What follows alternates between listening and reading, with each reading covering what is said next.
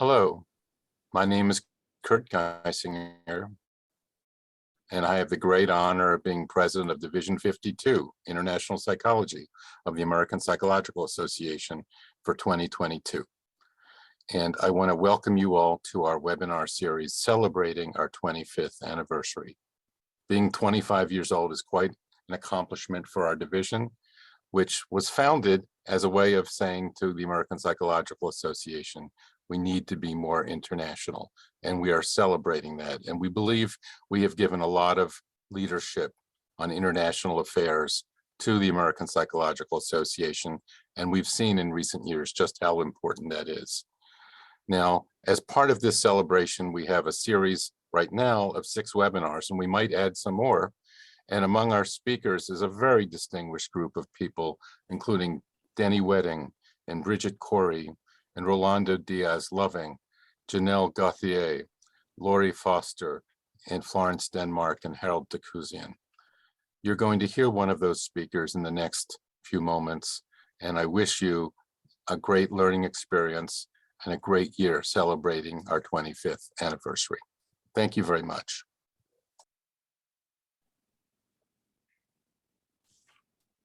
What a dud. Hi, everybody. Welcome to this webinar. I'm Mary Bullock. I'm past president of Division 52 and currently Secretary General of the International Council of Psychologists. And it is really a pleasure to introduce Dr. Lori Foster Thompson today for her talk on psychology's role in sustainable development around the world. As I was preparing my thoughts to introduce Lori, I realized 2 things.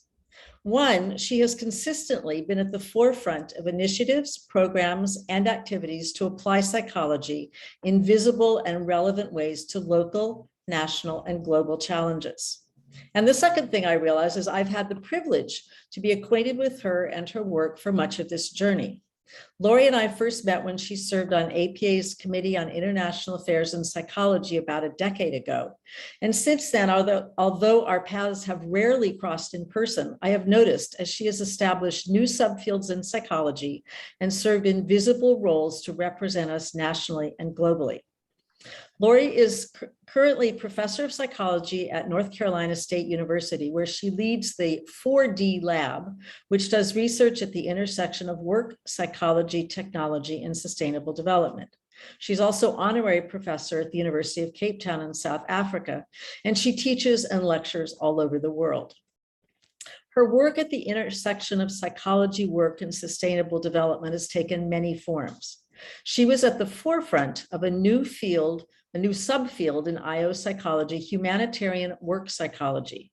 In 2010, Lori taught the world's first course in humanitarian work psychology, which is work and organizational psychology with a pro-social edge that applies work and IO psychology in humanitarian areas such as poverty reduction, disaster relief, and recovery. And Lori has been an outstanding spokesperson. I hope you like listening to this, Lori, on the screen.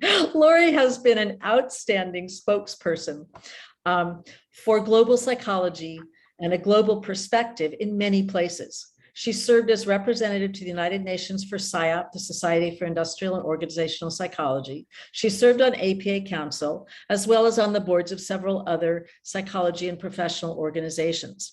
In 2014, Lori was appointed to the behavioral sciences team reporting to the White House under President Obama to work on behavioral insights initiatives. Yay! But she didn't stop there.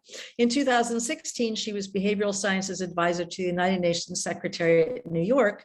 And since 2018, she's behavioral insights advisor to UNICEF, the United Nations Children's Fund. These are posts that most of us can only dream of. And those are just some of the highlights. Her visiting academic positions have included posts in Singapore, Spain, Italy, the UK, New Zealand, and the US. And she has consulted for the US Army, Saudi Arabia, and the OECD in Paris.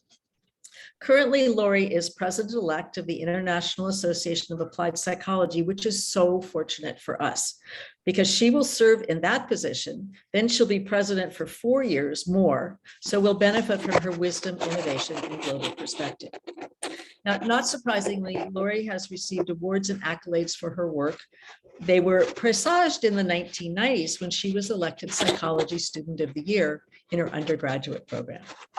And Lori's publication list would not be surprising, is long. It includes academic books and journal articles, but it also includes articles for more popular press, radio shows, and other media in outlets outside of our usual psychology silos. And Lori's published work exemplifies what she herself has said, and I'm going to quote, "I'm passionate about using psychological science and technological advances to improve well-being and economic mobility, and am involved in projects focusing on enhancing the health, happiness, and productivity of people and organizations in different parts of the world." So I know we are going to have a really exciting tour. Lori, please take it away. Thank you so much, Mary. What a lovely introduction. Very greatly appreciated. And thank you to you, Kurt, and to all the organizers of this 25th anniversary Division 52 webinar series. It truly is an honor to be a part of this. Let me begin by sharing some slides. Let's see. Okay, can you see my slides all right? Wonderful. So today, I'd like to talk about psychology's role in sustainable development around the world. And what I'll do is I'd like to begin by talking about this notion of development and how our conceptualization of development has changed over time. And once we finish that, we'll talk a little bit more and reflect on this role that psychology can, should, and does play in sustainable development globally. So I'll begin today with a story, and this is a true story and not a very happy one, frankly. So this story takes place in the 1940s in India. So one morning in India in the 1940s, a man named Kader Mia woke up like any of the rest of us with an idea of his hopes and his dreams for his life, the kinds of things that he wanted to accomplish and achieve. And this included some very basic things that any of us would want, like providing for his family. But providing for his family was proving to be difficult. The family was going hungry and there was no money to buy food. Now, this was before the partition of India, and it was a tumultuous time with communal riots in the streets where Muslims and Hindus were killing each other. So Kader Mia was a day laborer, and he knew of work in a nearby neighborhood that he could take on for a very small sum of money for a day's work. It wasn't much, but his family was going hungry and he felt desperate. His wife begged him not to go. She knew what was going on in the streets and she was worried for his safety, but his choice wasn't an easy one. He was put in a position to choose between a threat to his personal safety or his family's hunger.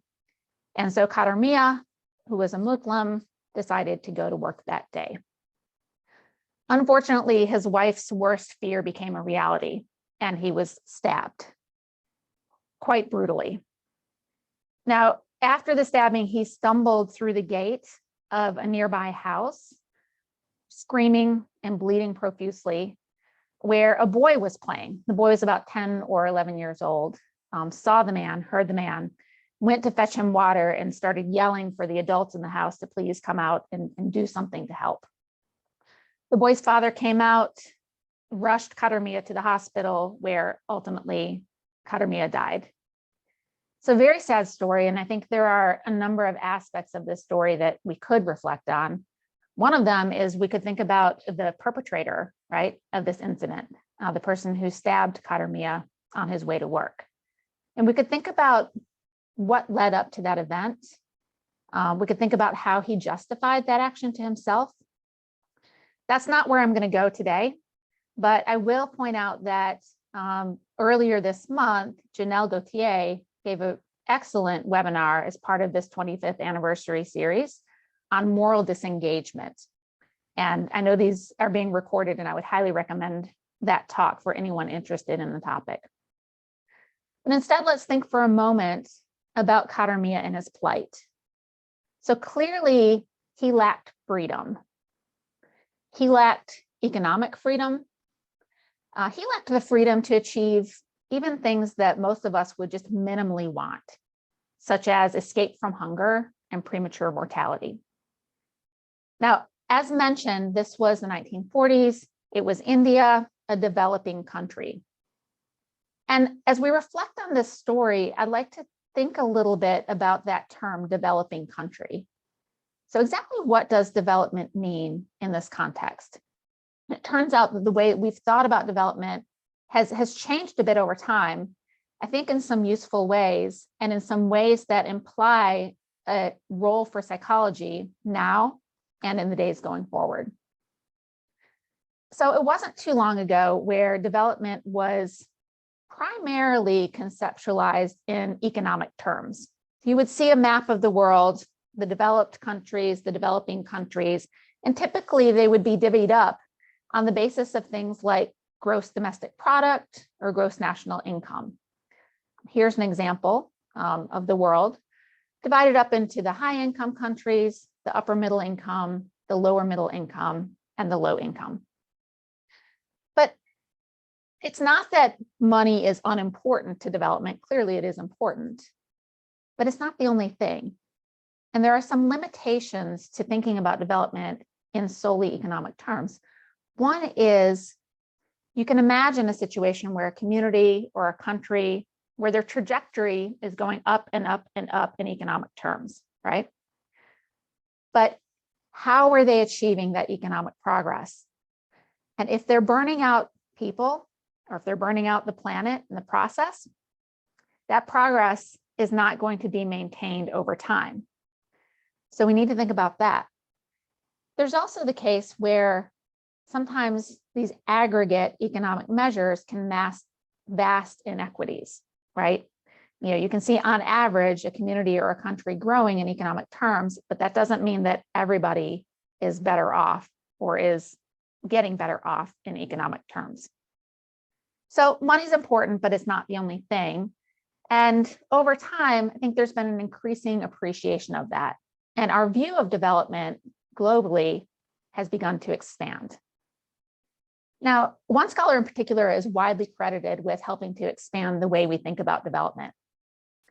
And you know who this is? Remember the boy from the story a few minutes ago, the one who found Katermia bleeding, coming through the gate? It's him. That event and many other events had a profound impact on the way he thought about poverty and the way he thought about development.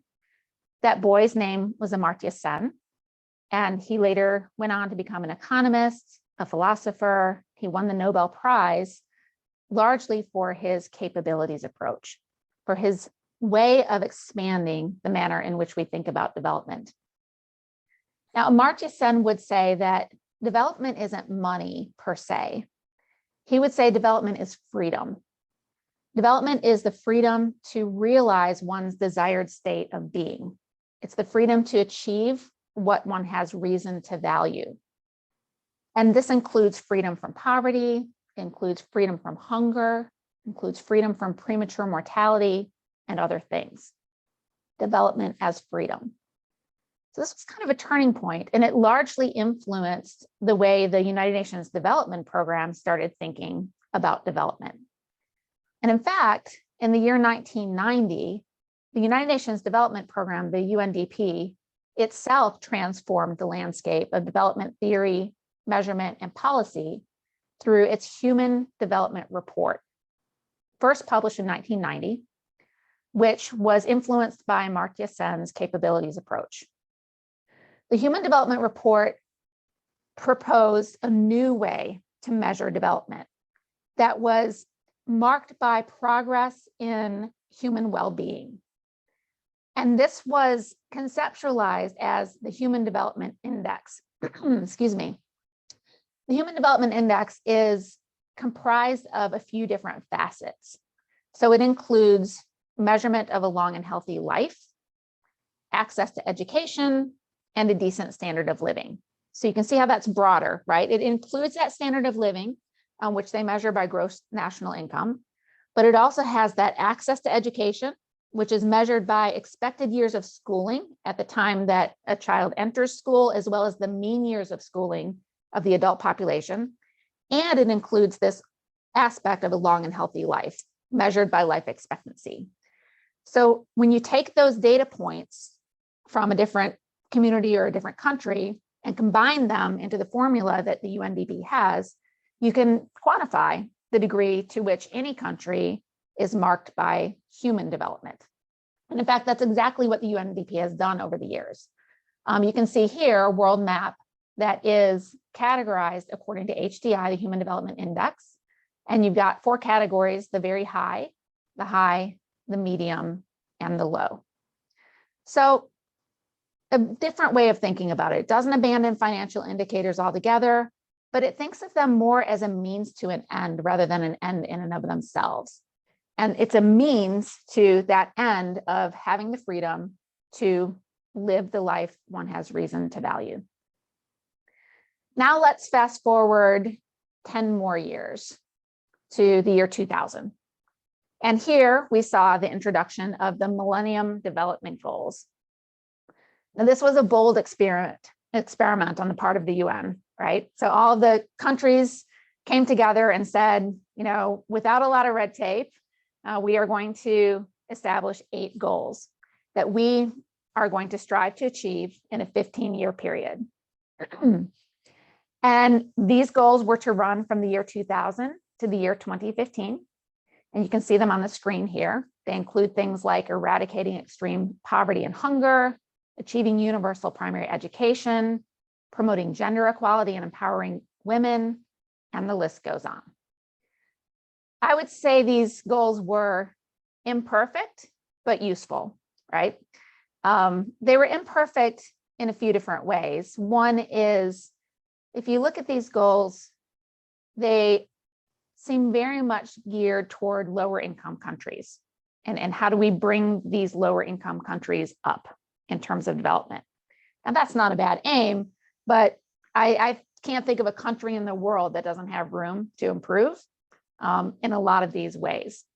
And so there was an emphasis on lower income countries when maybe we could have even been thinking more broadly of all the countries in the world and what we should be striving to achieve.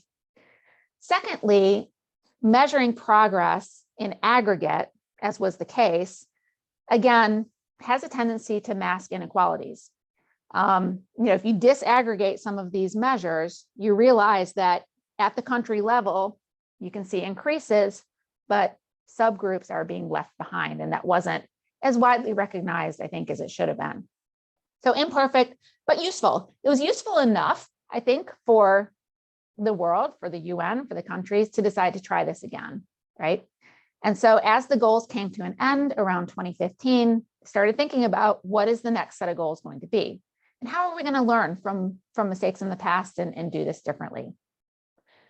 The process of coming up with the next set of goals was a bit more collaborative, with opportunities for input from multiple stakeholders. And ultimately, we landed on not 8, but this time 17. 17 Sustainable Development Goals, which are meant to run from 2016 to 2030. These are sometimes referred to as Agenda 2030 or the global goals. And I will emphasize the word global in the global goals, because what you can see here is these goals are relevant to every country of the world. And there is not a country that shouldn't be striving to make progress in each of these domains. These are called the Sustainable Development Goals, and I want to emphasize the word sustainable and unpack that a little bit. Because I think that for many Americans, we hear the word sustainable and we automatically think of green. We automatically think of the environment. Sustainable in this context is a bit broader. Certainly, there are elements of the natural environment in these goals. You can see it. So for example, goal number 12 is around responsible consumption and production. That's got elements of the environment in it. Goal number 13 is on climate action. So the environment plays a strong role in this collection of goals. But the reason these are called Sustainable Development Goals is not because of this emphasis on the environment, but because they are aiming to provide a roadmap for the kinds of growth that can be maintained, that can be sustained over time. And that's the real That's the real aim. Collectively, these 17 goals represent people, planet, prosperity, peace, and partnerships. And they are, in fact, quite intertwined. You know, they look like 17 distinct goals, but when you really look under the hood, you can see that there are relationships, and one affects the other. Progress on one of these things or a lack of progress on one of these things will affect another. Some of these interconnections are obvious. So, you know, we look at goal number 12, which is about the environment. We look at goal number 13, which is about the environment. That's pretty clearly related. But how does that relate to others on this grid? So for instance, how would that relate to poverty? How would that relate to things like good health and well-being? And in fact, it does. Those of you who study climate and climate change know that it's often the most marginalized groups that are being impacted the most by climate change, and that stands to continue to be the case unless some changes are made with an impact on their health and well-being. There was a story that aired on National Public Radio in the United States just a few days ago. I think it makes this point. The story is sad because it reminds me all too much of the story of Katarmia, even though we are decades and decades later. It was a story about an organization called the Colibri Center, who is this time of year receiving a lot of phone calls. And these aren't the kind of phone calls that you want to get as an organization. The phone calls they're getting are phone calls from the families of migrants, people who have crossed the border into Arizona in search of feeling desperate, in search of a better life, in search of work to be able to feed their families. And these phone calls are looking for their loved ones because they haven't heard from them. And the worry is that they haven't made the treacherous journey across the desert to get to where they're trying to go. Climate change is making that journey even more treacherous. And you can think about a situation, and if you look up this story, you'll hear situations where people are desperate. In some cases, they're coming from communities where the violence is such that they're pretty sure they will lose their life if they stay. And they know that they're risking their life by going, but they feel like at least they have a greater chance by risking the life and crossing that desert than by staying put to where they are. The point is that, you know, a lot of these goals, even the ones that might at first glance seem unrelated, climate change, poverty, health and well-being, truly are. Now, if you unpack these goals a little bit further, you'll see that the 17 goals each contain sub-goals, which the UN calls targets. And there are 169 targets in all, sub-goals. There's also something called the Global Indicators Framework. And this Global Indicators Framework provides an idea of how to measure progress on some of these goals. And I'll show you a couple of examples in a minute. I also want to point out that when you dig deep and look at these targets, look at the sub-goals, you'll see that these goals will not be accomplished without behavior change. Change on the part of community members, political leaders, organizational leaders, and others. And I point that out because, as I foreshadowed, I think psychology has a strong responsibility here to aid in the accomplishment of these goals, especially given the emphasis on behavior change. So let's check out a couple of examples of the targets and of the indicators. So we'll look at goal number 12 and goal number 4. So goal number 12 is on responsible consumption and production. I think, again, when we think about responsible consumption, I think that already implies choice, decision-making on the part of human beings. There are 11 targets in all under goal number 12. And an example, the 6th one, target 12.6, is to encourage companies, especially large and transnational companies, to adopt sustainable practices and to integrate sustainability information into the reporting cycle. How can you measure that? One way implied by the Global Indicator Framework is to measure progress by tracking the number of companies publishing sustainability reports. Now you can look at this and you can say, okay, Lori, that's not people, that's companies. You know, that's company behavior, that's not human behavior. But first of all, who's leading those companies? right? It's human beings.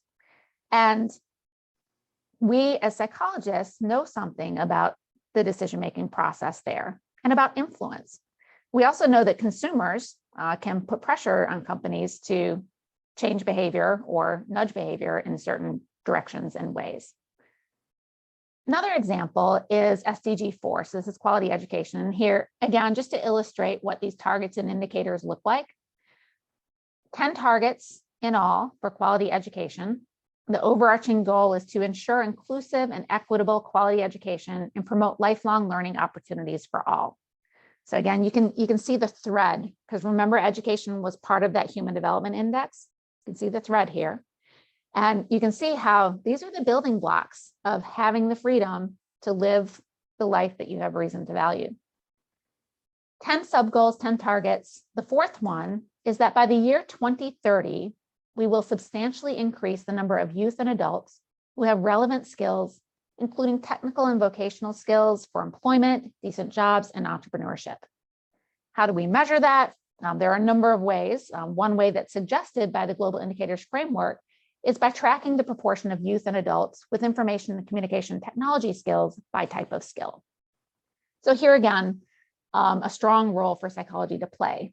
Certainly these educational and skills programs have to be available by policymakers and governments and other entities. But in addition to that, we need to think about, how do you encourage people to find the one that's the best fit for them, to enroll, to show up, to persist, to succeed, and to leverage these opportunities into progress individually and collectively. And I think psychology has a lot to say about that. So this is leading up to the bigger point that I wanted to make, and that is development has become more human over time, right? It's gone from stronger emphasis on GDP, GNI, into a stronger emphasis on people, planet, prosperity, peace, and partnerships. And as psychology has become more human, as development has become more human, I think we as psychologists have a greater and greater responsibility to be contributing to these aims. And we already do. I imagine that all of us on this webinar could think of colleagues that we know that are doing work directly linked to one or more of those sustainable development goals. There are many examples, far more than I could possibly go through in the course of one webinar. But I will give you a couple of examples just to illustrate the point. First example comes from a psychologist called Michael Friese, who some of you know. And he has done work directly related to that sustainable development goal that we were looking at just a moment ago. He's done work on entrepreneurship. This is an example. This was an article that he published with colleagues in Science in 2017, titled "Teaching Personal Initiative Beats Traditional Training in Boosting Small Business in West Africa." So here he describes the rollout of a psychologically informed training program for small business owners. And he tested this, in this case, in Togo.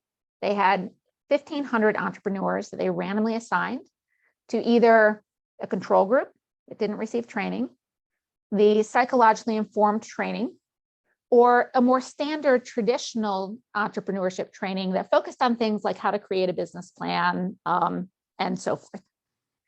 What is a psychologically informed entrepreneurship training?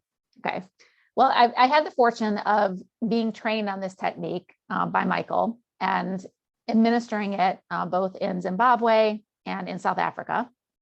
And I can tell you that he has embedded a lot of psychology into this training. The participants wouldn't necessarily know it, but it's got elements of self-efficacy, it's got elements of goal setting, it's got elements of commitment devices, and it takes a lot of what we know from psychological theory and practice and rolls it into a training program that's less about how to keep your books and develop a business plan. It's more about proactivity, being self-starting, future thinking, and overcoming barriers that do come your way when you are a small business owner, especially in some of these resource-constrained environments.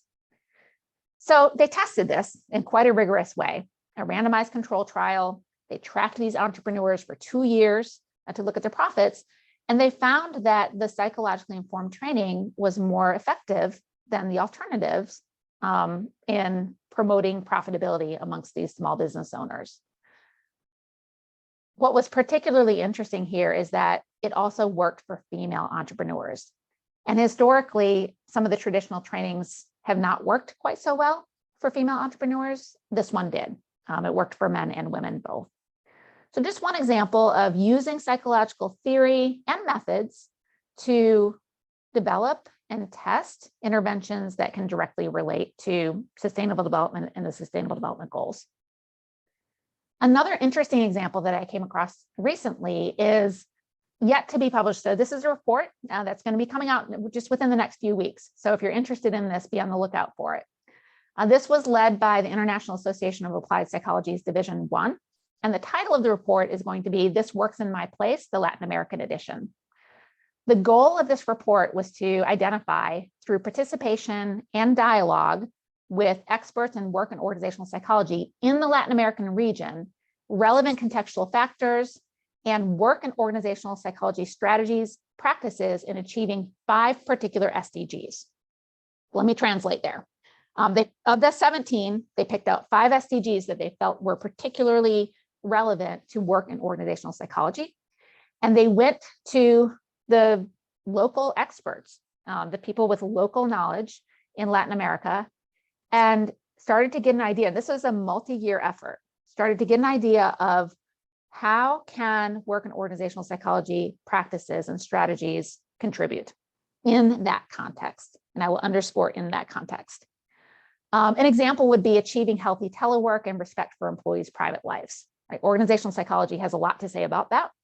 And they had the experts rate each of these many practices with respect to its importance in their region, its urgency, and its feasibility. And you'll see, if you look at that report, data on all of those things. Now, I mentioned a couple of minutes ago the webinar that Janelle Gauthier did. I want to give a little commercial for another one that's coming up. And this one's going to be, I believe, on July 7th, again, as part of this anniversary series by Rolando Diaz-Loving. And I think he's going to talk about this notion of cultural sensitivity in mainstream psychology and not indiscriminately generalizing our findings across behavioral settings. So what I liked about this initiative is that it really drew quite a lot from local knowledge and local expertise to provide a roadmap or ideas, at least, for how to connect psychology to the SDGs in a particular part of the world. Now, you might have noticed on the grid we looked at a few minutes ago that the very last Sustainable Development Goal was called Partnerships for the Goals. And I think we can think about partnerships for the goals when we envision how psychology can impact these 17 SDGs. Because even though each of us can think about colleagues and projects that link to the Sustainable Development Goals, I think we want to even step it up a notch and consider how to more strategically integrate psychology into policy, into government, and into other aspects so that we can have the kind of impact that we want to have in terms of making this world a better place. I don't know, I don't have all the answers to this one, but I can share a couple of approaches and a couple of trends that I think have started to move us in the right direction. One is partnering with economists, public health specialists, policymakers, and others. Economists have long had the ear of policymakers, and they make great research partners. So partnering with other folks from other disciplines that are sometimes closer to policy can be a really amazing way to have impact and to learn a lot in the process. There's also a trend toward behavioral science teams that I'll talk a little bit about as well. So behavioral science teams. Now, I don't expect you to be able to read this map, so don't worry, but I'm gonna tell you what the relevant bits are. This is a map of the world that was published a few years ago by the OECD. And what they were doing is they were tracking different institutions applying behavioral insights to public policy around the world. And what you probably can see is that these institutions are tagged with either a pink font, a green font, or a blue font. The green font represents institutions outside of government. that are applying behavioral insights. Pink is inside of government and blue is multinational organizations.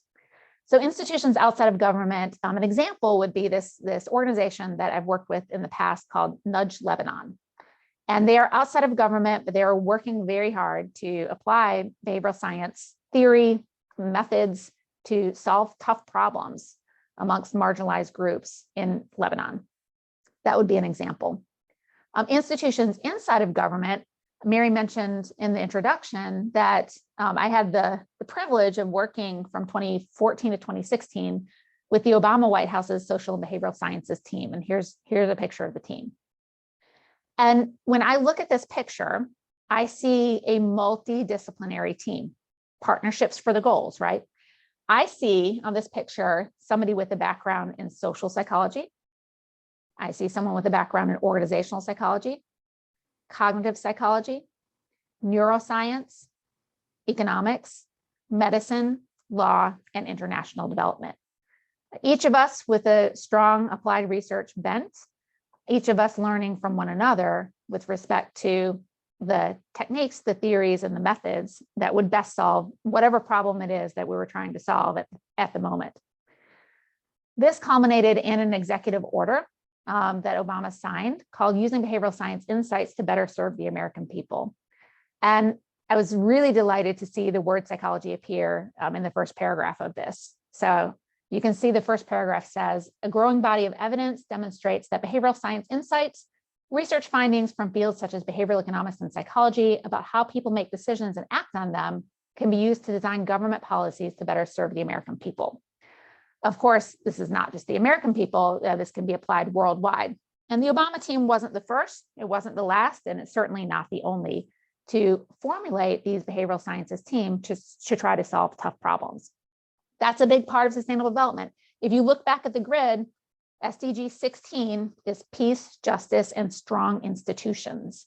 And strong institutions includes government institutions. Like how can we use behavioral science insights to strengthen both what's happening within government and to strengthen policies that are coming from government.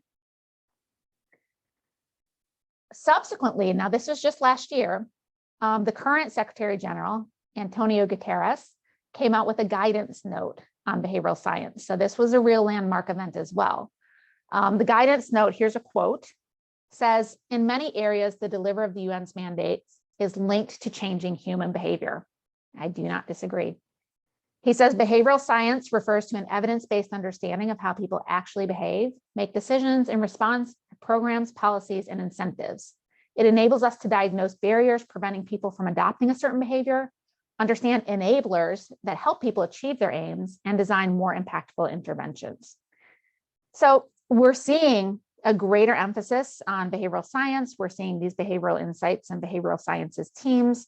I think we need to make sure that psychology is represented on those teams because there's a lot I think that we can learn from those experiences, and there's a lot that we have to offer. Just a few weeks ago, the United Nations Children's Fund, UNICEF, launched what they're calling their BIRD Lab. BIRD, B-I-R-D, stands for Behavioral Insights Research and Design. And this is a laboratory that's looking to test different behaviorally and psychologically informed interventions to help them achieve the aims, better results for women and children worldwide. I've had the pleasure of working with UNICEF for the past several years, and they are a joy to work with in a lot of different ways, but I will point out two key elements of working with UNICEF. One is you're guaranteed local partners. And again, I think Rolando might be speaking about this in his talk coming up, but applying psychology in the absence of that local expertise can be fraught, right? So with these partnerships, with these UNICEF projects, you're going to have somebody on the ground who has local knowledge, local expertise to guide you. And in addition to that, UNICEF works closely with government in the areas of the world that they work. So there's an opportunity to impact policy, right? Doing pilot tests, things that are scalable. And then you've got these government partners who have worked with UNICEF for quite a while, who are in a position to listen to the results of your research and to scale them up if in fact your interventions work. So I can give you a couple of examples, and I've got more. So if we have time at the end, I'll feel free to ask me. But a couple of examples. One is coming from, I'll give you two examples from Kyrgyzstan. Okay, so this is a project that was conducted in collaboration with UNICEF. The first one was looking at a replication of a study that was published in Psychological Science by Penny Cook and colleagues. And it was looking at this notion of misinformation and how detrimental misinformation and the spread of misinformation can be to public health worldwide, particularly in the context of COVID, but in other contexts as well. And Penny Cook and colleagues came up with this clever intervention that I sometimes call the cognitive speed bump, meaning that, oftentimes when we're on social media and we're sharing information, we're engaged in that system one thinking, right? It's fast, it's automatic. We're not deeply processing what we're reading, and we automatically hit send or hit forward. The cognitive speed bump that Penny Cook and colleagues came up with was to try to slow people down and to ask them to simply evaluate the accuracy of a headline, a headline unrelated to COVID, before they were given a series of new headlines with an opportunity to share those headlines. Now, in the original study, what Penny Cook and colleagues found was that simply getting people to slow down, simply asking them to evaluate the accuracy of an unrelated headline, encouraged them to be more discerning when it came to what they shared on social media subsequently. So this was great, right? And we knew from our colleagues in Kyrgyzstan, the country office there, that this was a concern in their context, the spreading of misinformation related to COVID. We told them about this intervention that we read about in Psychological Science, and they were keen to retest it in their context.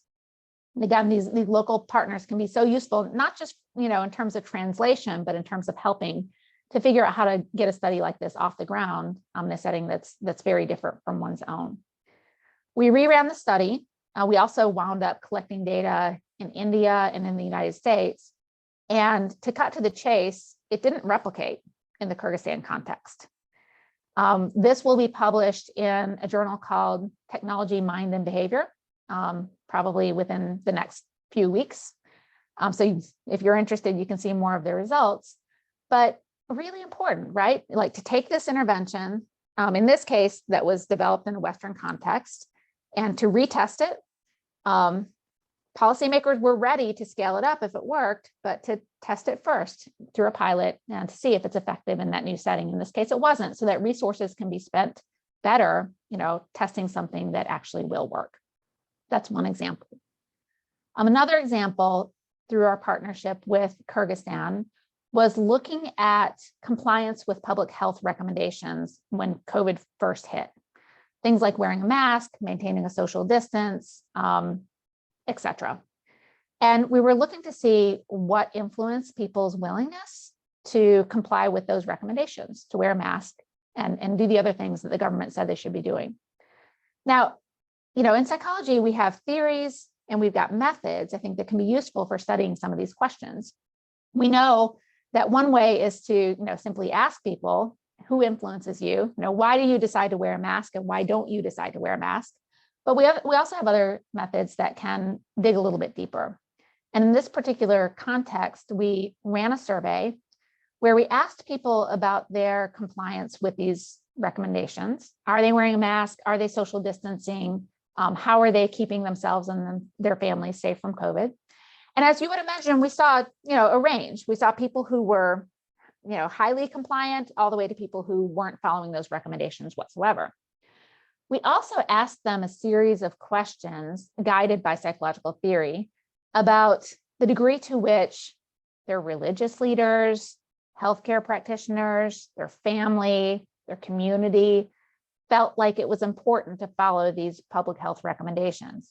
We asked them things like the degree to which they felt at risk for catching COVID, how effective they imagined these public health measures were, etc.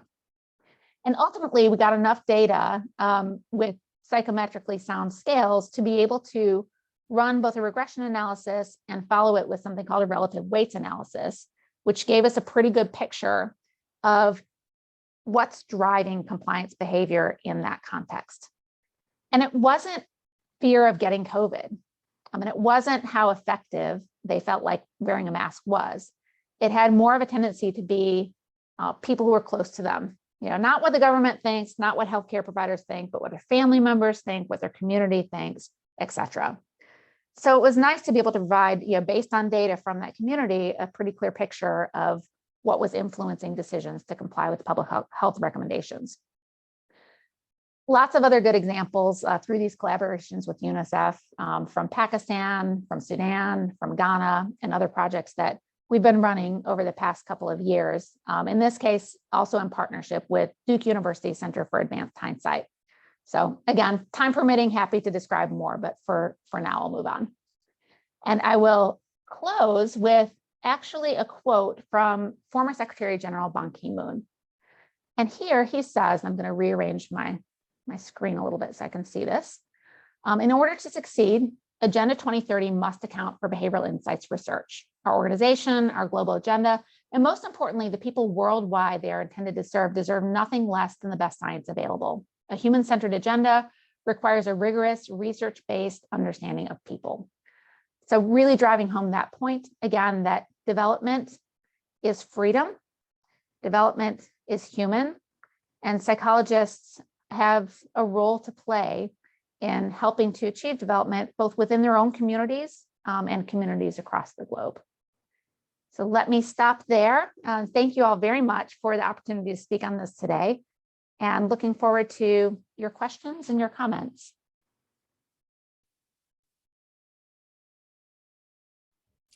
Thank you, Lori, for a really amazing talk looking at, oh, let me turn on my video, sorry, for a really amazing talk looking at different aspects of psychology. And Luca, if you can put Lori on the screen with me, that would be great. I'm trying to get us here together for the discussion. So let me start off by asking if anyone has any questions, if you could put them in the chat, that would be terrific. And let me start off, Lori, with a kind of general question. You gave some examples of maybe surprising ways that behavior is changed. The one where you talked about teaching entrepreneurial skills was more effective than teaching knowledge for training people to have small businesses. And in the latest one from COVID, it turns out it wasn't really knowledge or understanding that was the crucial change. It was whether people felt close to the people near them or what the peer group was saying. So my kind of general question, is it surprising to you that what seems to matter in getting people to change their behavior is more in the motivational and framing area of the kinds of work we do than in skills training, providing knowledge, that maybe we're dealing more in the motivational identity segment than in the cognitive segment? Yeah, that's such a great question, Mary. Thank you. I never know what we're going to find with these studies, and we've run a survey in Ghana similar to the one that I described in Kyrgyzstan, except for this time it's focused on the vaccine, the COVID-19 vaccine, and people's willingness to take it.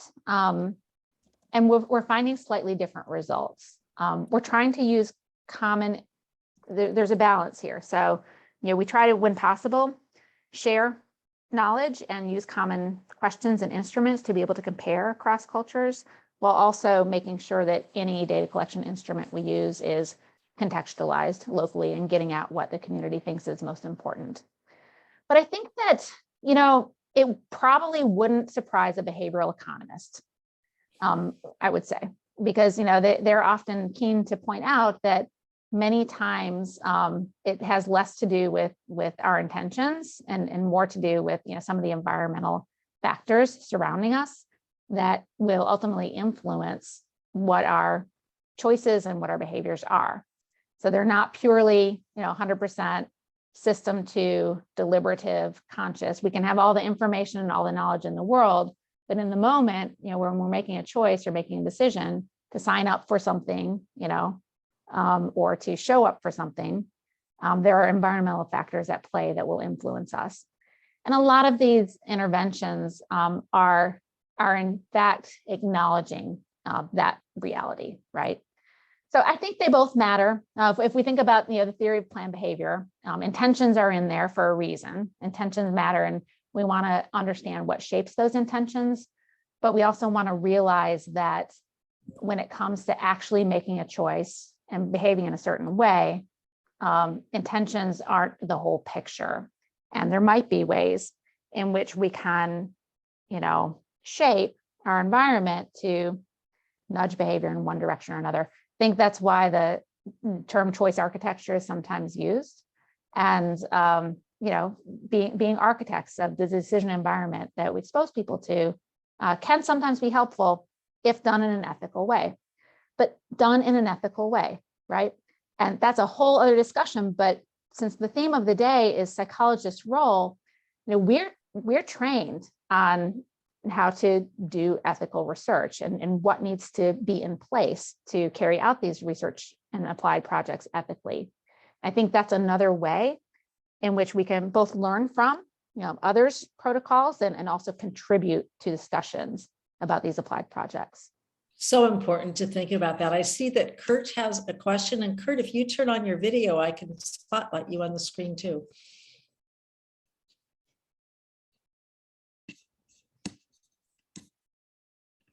But please ask your question here. Okay.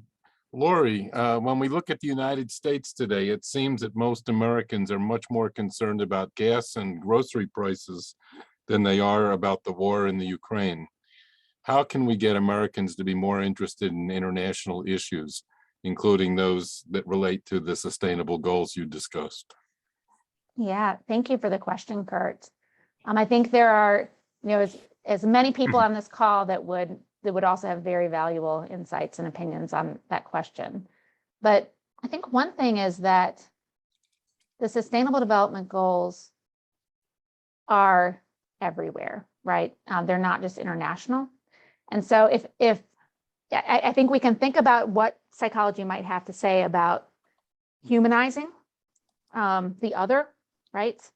And Janelle actually might have some insights into this from his previous talk as well, but how do we promote, that connection and see, how these problems that seem so far away and these people that seem so remote, how do we humanize them and enable us to relate to and connect them to our own lives?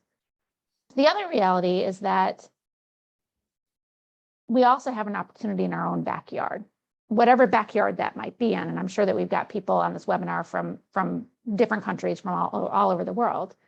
And so if you can't get through to that person, Kurt, to get them to want to intervene in Ukraine, then I would encourage them to intervene in their community and to think about, who's being left behind in their own community. And this lens of the Sustainable Development Goals can be really useful to ask that question. They're both important.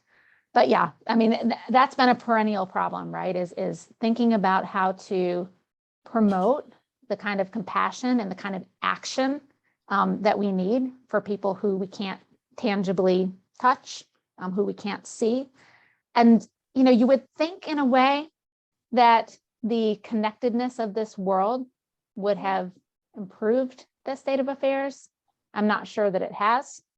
In some cases, the spirals of misinformation can make those kinds of stereotypes and biases even worse. So it's a tough one. It's a very good question. Thank you, Lori. So there is a question in the chat, which first thanks you for your insightful talk, and notes that you discuss many of the issues for which psychology is criticized by the Global South, including that development is seen as linear and a single perspective progress. I'm just reading this as that psychology is seen as the study of normative behavior, that we forget about ecological niches and also that development can't be linear because it goes up and down. There's decay as well as growth. and an incapability of thinking outside of our current models. But the question about all this, which you've discussed a much more expansive and inclusive psychology. What can international psychology and psychologists do to deal with these issues and to help promote the goals that you have been espousing? And maybe this in a way is a little bit of Kurt's question, but turned from the. And that's such an insightful introduction to that question too, right? I mean, that it's so very true. That I think a big part of the answer is these partnerships, right? We as psychologists have got a useful voice. We've got useful theories. We've got useful methods, but we don't have the whole answer by any stretch of the imagination. And if we're outside of the context that we are trying to work in, then that introduces a whole new set of problems and issues. So these partnerships, I think, are essential to actually both being able to contribute with humility in a way that's useful, to step back when we need to, and to be able to learn, right? It goes both ways. And in fact, it was years ago, Mary, I think you were the first person I heard use the term learning partners. To be true learning partners with our collaborators and with communities, not just our collaborators, but communities in these environments, so that we can learn as individuals, so that we can learn as a discipline. We've got a lot to learn. I think there are boundary conditions, for our theories and our methods that we have yet to realize. And the more that we can engage and partner with other folks, communities, policymakers, and others, the more we can contribute, but also the more we will learn about where we've got it wrong and where we've got it right. The other piece of this is figuring out how to knowledge sharing and knowledge management, right? And that's where I think partnerships with academia can be really useful. What are academics typically rewarded for, if not like writing stuff up and publishing it, right? And so figuring out, how to strategically partner with students, with academics, in a way that enables knowledge sharing and knowledge management. Sometimes that's going to be in the form of peer-reviewed articles. I mentioned the technology, mind, and behavior piece that'll be coming out soon. We had a UNICEF co-author on that article from a different part of the world. But sometimes it's not going to be a peer-reviewed article, right? It's going to be a blog, or it's going to be, some other format. And that's where I think academia might need to be a little broader with respect to what it values and what it rewards. That's a tough nut to crack, I know, but I think it's an important piece of it. Do you have some practical advice on how we might start doing this? I think I certainly know, I hear from many people, this is wonderful. This is the perspective I would like to have and the path I'd like to take, but how do I start? Because psychology, as we know it, at least in the United States, is very siloed. We talk about ourselves as being the best profession, and when we talk about sharing, it's always with a model of psychology as the lead. We have a very egocentric model. So how practically can one begin to look for partnerships, find partners, and move outside these silos? I mean, you've done it. Yeah, there's a great question. I think that that in terms of our building our networks, right?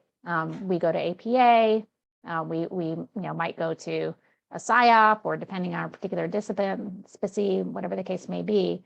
But maybe thinking about building, in addition to our strong psychology network, because that's our home base, an interdisciplinary network, right? And that might mean, practically speaking, since you were asking, submitting something to a conference that isn't solely psychologists, and starting to meet people and starting to, talk to people. And just the same way that we build our research partnerships within psychology, expanding that a little bit.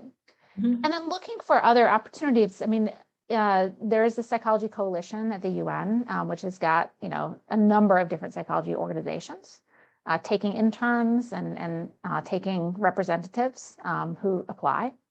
So there are some opportunities, more limited there, to get involved and to begin to potentially meet other people outside of the psychology bubble.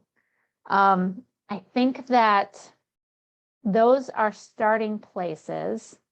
I think that a challenge that we can also think about as a discipline is internships at the UN are generally unpaid. And I think that is just tragic, right? Because then who's going to have access to those internships? It's people with means. So as a discipline, we might think about what kinds of support, what might we be able to provide for people who would like to take on an internship at the UN, but might not have the means to self-fund to do so. The last practical example that I'll give is I mentioned the White House Social and Behavioral Sciences team that I was part of from 2014 to 2016. They are still going strong and doing great work in the form of the Office of Evaluation Sciences, a new office that cropped up about during that period. It's part of the General Services Administration. And they regularly take on fellows, both academic fellows, and they take on associates, I believe, who are students. So on an annual basis, they recruit, and that's a great way to kind of look at and think about getting involved at a policy level. Now, granted, that's not international, although actually some of their work is, USAID is a US government agency. There are some limited international opportunities there as well, but if policy is your thing and applying psychology to policy is your thing, that's also something to look into. That's really, really helpful. Are there any thoughts that you would like to share with us of your extensive work that you just mentioned in Kyrgyzstan, Sudan, Pakistan, Lebanon, many different places? Are there any lessons learned from there that you would like to share with us? Wow. I'd say that's a very broad question. I know we're short on time, but maybe I'll touch on Pakistan briefly. I had the opportunity to go a while back, shortly before COVID, and we've run a couple of experiments there. One, it was looking at, both of them were in the context of polio. So polio is endemic and hugely problematic in a few parts of the world, that being one of them. And the lesson I think that was learned there, first of all, once again, is how much I had to learn from the people that were on the ground fighting polio every day. And then secondly, how we don't always know the degree to which our best practices will translate in a very different context like that. And even within a context, there are subgroups that you need to be thinking about. What works for one, is it going to work for another? And I'll give you a couple of quick examples. So one was an experiment we ran looking at frontline workers who were working to combat polio. And part of their job, they run these vaccination campaigns, and they're going door to door, and they're trying to get people to accept the polio vaccine for their children. And sometimes they are more or less successful. After the campaign, part of their job is to do what they call challenge mapping. And that is to go out into the community to talk with influencers, to set up focus groups with community members, and to try to understand what are the barriers, why the resistance to the polio vaccine. And we ran a study with these frontline workers to try to encourage them and motivate them to engage with this challenge mapping process a little bit more than they had been in the past. And I wouldn't say that the goal setting intervention was overwhelmingly successful. It was a little successful in terms of causing them to be a bit more self-reflective about their performance in this context. But in terms of actually, providing a big boost in performance, no, we didn't see a difference between those who had engaged in goal setting and those who hadn't. And goal setting it's like a bread and butter. It's just like one of these things that we kind of think that should work most of the time. So it gave us insights, but it wasn't perfect. The other example in this one was a social media experiment that we ran. And this one was trying to encourage people on Facebook to positively engage in support of polio eradication in the Pakistani context. And we ran this one in two different languages, in Urdu and in Pashto. And we were trying to figure out the messenger effect, like who's going to be the most influential messenger in getting people to even pay attention to a Facebook ad and engage with it, right? We tested different messengers in a randomized controlled way. We tested a mother, a father, a grandmother, a religious leader, and a child. And we found who was the most influential really varied depending on which community we're talking about. I think it was the grandmother who's the most influential in Urdu, but the religious scholar, the religious leader who was the most influential in Pashto. So again, disaggregating, unpacking, even within a community and trying to figure out what works in one place versus another is important, and it continues to be a lesson learned along the way. Thank you so much for that, especially not only the message that you need to be flexible and humble in what you're learning, but also that the problem you set out to study may not on the face of it appear to be a psychology problem or a psychology issue. And I think that's so relevant. So I don't see any questions right now, and I realize we are at time. So I just want to thank you so much. And Kurt, you're there as well. Just thank you so much for this talk. It's really wonderful. Everyone who's listening, the talk is recorded. It will be on the website, and encourage you and your students and others to please listen. Listen again and again, because this is very, very insightful. Thank you. Thank you, Mary. And thanks everyone for joining. It's been an honor. Thanks.